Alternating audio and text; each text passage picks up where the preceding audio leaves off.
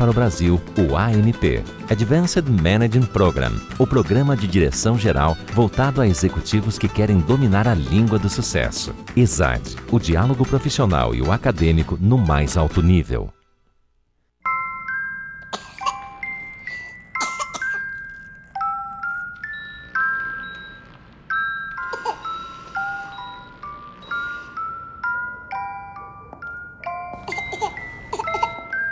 Quanto mais tarde começar o tratamento, mais difícil é a cura.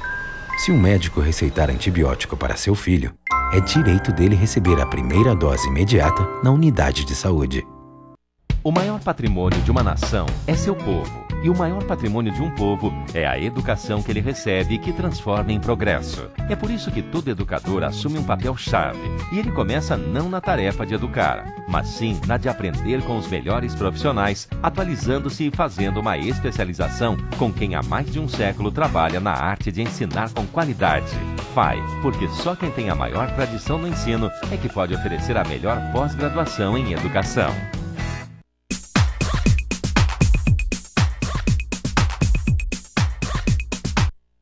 Voltando para o segundo bloco do programa de hoje, Diálogos Acadêmicos e Profissionais, está discutindo sobre a área de direito, o direito penal. Para tanto, nós vamos abordar os julgamentos que viraram notícias no ano de 2012. No primeiro bloco, os nossos convidados fizeram uma introdução sobre o que vem a ser essa área do direito, que é o direito penal, e também colocaram para nós algumas situações que também são conflitantes. Agora nós vamos, então, para a nossa primeira questão norteadora, que é a seguinte: qual é a efetiva colaboração da mídia e das redes sociais no julgamento do mensalão? Antes de nós passarmos a questão para os nossos convidados, eu quero apresentar o professor Rodrigo Chemin, que está conosco no estúdio, que não esteve presente no primeiro bloco, mas porque estava em uma audiência pública. O Rodrigo Chemin, que também é promotor de justiça e professor da FAI. Muito bem-vindo e que bom que deu tempo de você participar conosco do nosso diálogo. Eu que agradeço, estou à disposição. Então, antes de nós respondermos à questão norteadora, eu gostaria que, assim como os seus colegas fizeram essa introdução sobre o direito penal, eu gostaria que também para o nosso público você colocasse a sua visão sobre o direito penal e brevemente para nós um pouquinho das funções do Ministério Público. Por favor, Rodrigo. Bom, acho que eles já explicaram bem a questão do direito penal. Acho que foi bem eu concordo com tudo que foi dito aqui no primeiro bloco, tive a oportunidade de assistir. O papel do Ministério Público nesse contexto todo é fazer o papel de fiscalizador, né, dos atos que possam ser considerados ilícitos, acompanhar a investigação, às vezes suprir a lacuna investigativa da polícia e a tomar a frente como autor das ações penais, acompanhando o processo todo, né, inclusive até na execução da pena. Então, um papel mais dentro dessa linha, né, um papel de Estado na proteção da sociedade dentro desse contexto que o direito penal deve atuar, que já foi bem trabalhado pelos colegas no primeiro bloco. Certo. Rodrigo, os nossos colegas no primeiro bloco colocavam o seguinte, que poderíamos ter na escola de ensino fundamental e médio, nós poderíamos ter uma disciplina, ou então não uma disciplina exclusiva de direitos fundamentais. Não exclusiva, mas que pelo menos esse tema perpassasse as demais disciplinas para que nós também contribuíssemos na formação do cidadão crítico, do cidadão participativo e que entendesse um pouquinho mais sobre os seus direitos.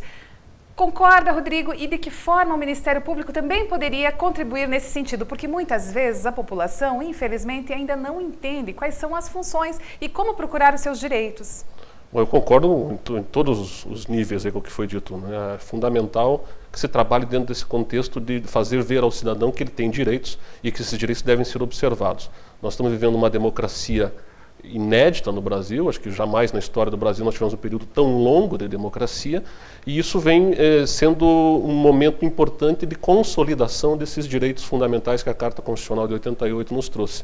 E o Ministério Público nesse contexto tem um papel fundamental, porque o Ministério Público não atua apenas na área criminal, ele atua num leque de setores bastante abrangente, que acaba, sem dúvida alguma, interferindo positivamente na tentativa de concretizar esses direitos fundamentais do cidadão. Seja na área penal, seja na área do meio ambiente, na área da saúde, da infância e juventude, na área, enfim, em todos os setores do consumidor, tudo aquilo que atinge de uma forma ou de outra a população, toca diretamente a atividade do Ministério Público. Então, o papel do promotor de justiça está diretamente relacionado à implementação e efetividade dos direitos fundamentais do cidadão. Certo. E falando dos direitos fundamentais do cidadão, então vamos lá. Qual foi a efetiva colaboração da mídia e das redes sociais no julgamento do Mensalão? Quem gostaria de começar?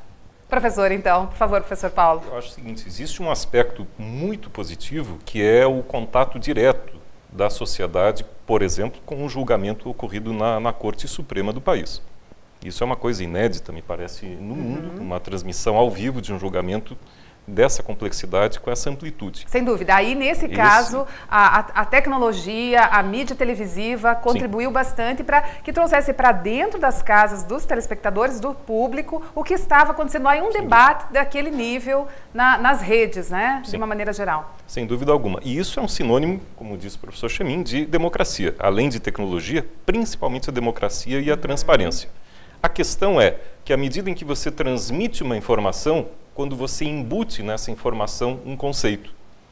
Ou seja, você não permitir, como alguns setores da mídia acabam por fazer, não permitir que o telespectador, o espectador, a sociedade forme o seu conceito. Ela dá a informação e já dá qual deve ser a opinião adequada a ser tomada diante disso. Esse é o grande problema. Forma a opinião. Forma e não informa. Certo. Eu acredito que esse tema ele pode ser visualizado por uma série de perspectivas. Né? Uma perspectiva positiva, quer dizer, eu acho que se a mídia não tivesse um papel ativo também nesse caso, muitas coisas não estariam desveladas, elas continuariam ocultas. Né? Então a imprensa, eu gosto muito de separar essa questão de mídia e imprensa. Né? Eu acho que aqui nós estamos discutindo muito mais o caráter da imprensa. Né? A imprensa tem muito mais responsabilidades do que a mídia. Né? A imprensa, nesse ponto, ela teve um papel fundamental, né? Da imprensa investigativa, da imprensa que vai atrás, da imprensa que desvela determinados fatores que são ocultos até pelos discursos do poder, né? Pelas formas de agir do poder. Tem aspectos muito democráticos, como foram ressaltados pelo Dr. Paulo, de visibilidade do julgamento. Eu acho que todo o julgamento, todo o ato do Poder Judiciário é um ato público e poder alcançar da forma que alcançou a população tem um caráter pedagógico e educativo muito grande. Mas também tem um lado de informação que a imprensa tem e que, de certa forma, às vezes me parece corrompido por um sentimento de justiça que é muito mais divino do que propriamente humano. Mas aí também há de se fazer todas as ressalvas desse processo democrático que a gente vem vivendo, e esse processo também abrange o desenvolvimento da capacidade de amadurecimento da própria imprensa. Né? Quer dizer, a imprensa brasileira ela faz coisas que daqui a pouco a imprensa de outros lugares do mundo não fazem, em decorrência de determinados julgamentos. Mas também tem um caráter do outro lado, daquele que está sendo desvelado pela imprensa, que são os julgadores, que são os atores jurídicos, vamos dizer assim.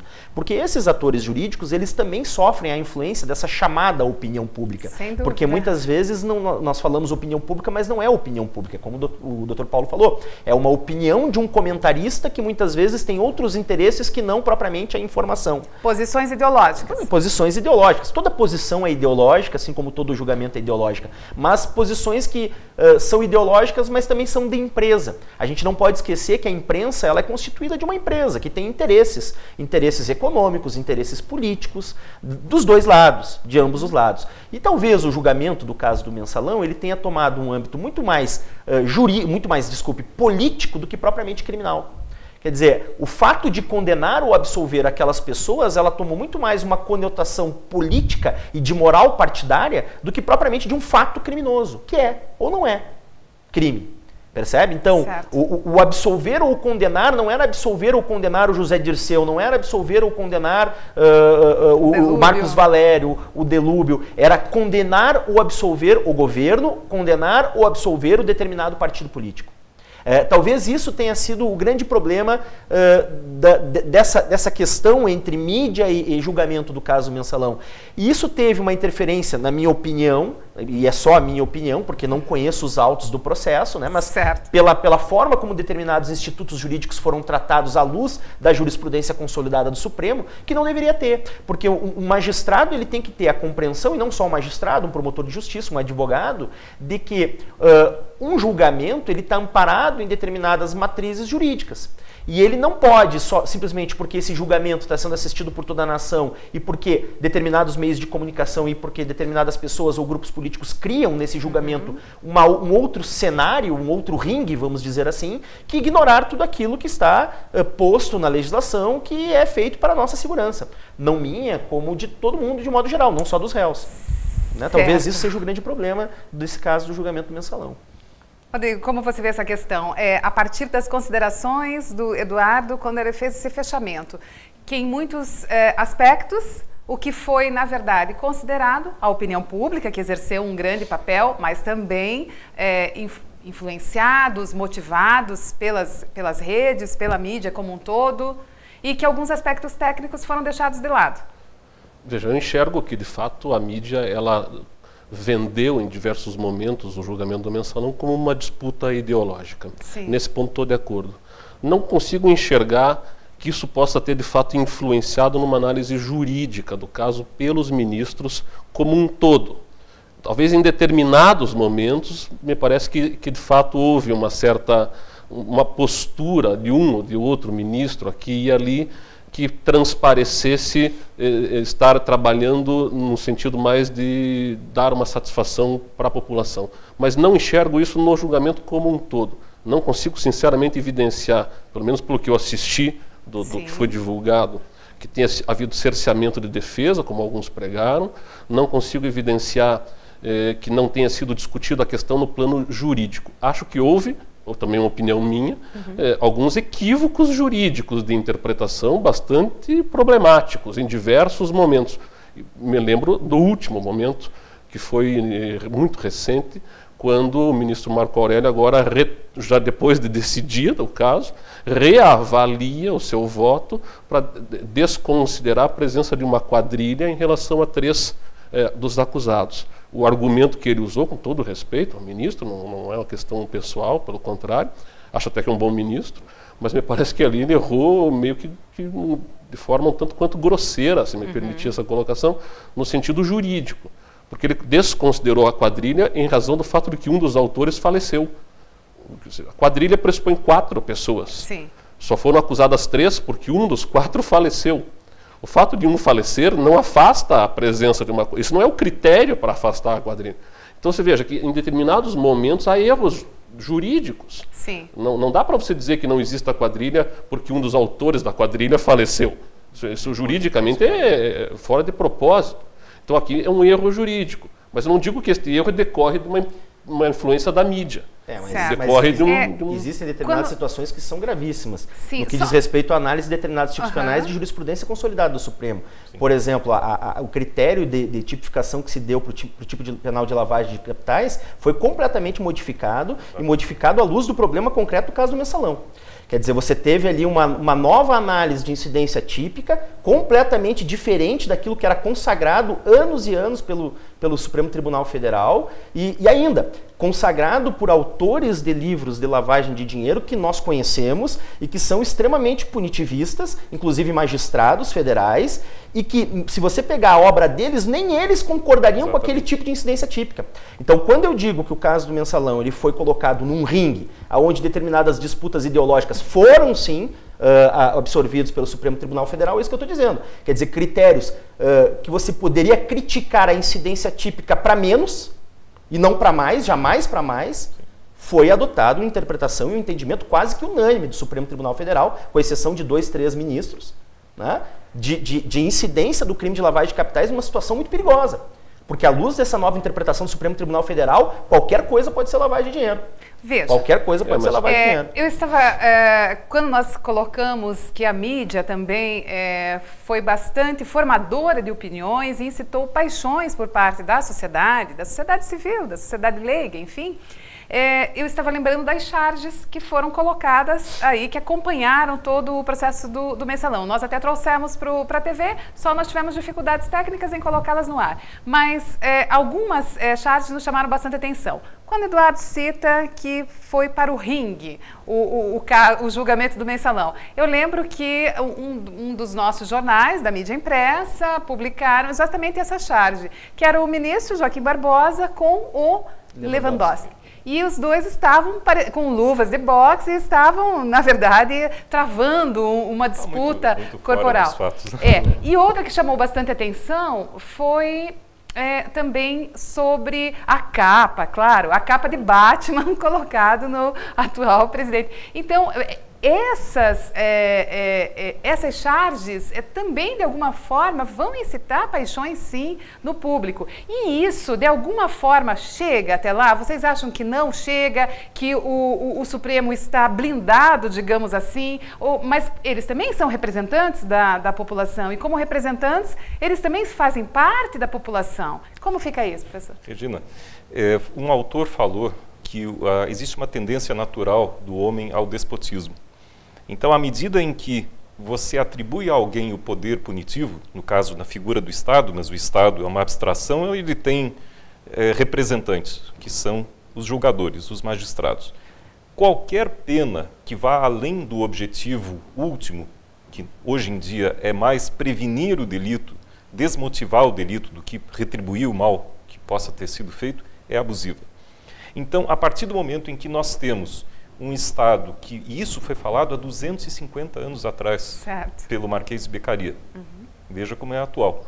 À medida que nós temos um contexto em que alguns veículos colocam para a população de que existe um grau crescente de criminalidade, que a única forma de você cessar esse aumento da criminalidade é reprimindo. E à medida em que o Estado acredita nisso, e alguns aplicadores das leis também acreditam nisso e aumentam o grau gradativamente, e os legisladores aumentam o grau de repressão, nós temos um ciclo que tende o quê? Ao que se chama de uma obsessão punitiva. E parece, a meu ver, que o Brasil enfrenta esse problema. Esse no primeiro momento. Aumento de penas, criação de novos crimes, uma coisa que foi comentada com relação especificamente ao crime de quadrilha. Basta nós vermos o número de vezes que esse delito é imputado a determinadas pessoas, a determinadas situações concretas. Não só pelo número legal, mas pelo próprio contexto que envolve o que vem a ser uma quadrilha ou não, a ponto de que parece que esse delito é usado em algumas situações para poder aumentar a pena. Porque se diz, não, a pena do crime isolado é muito pequena, então colocamos também o crime de quadrilha para aumentar. Então, parece que sim, parece que existe o quê? Uma versação não muito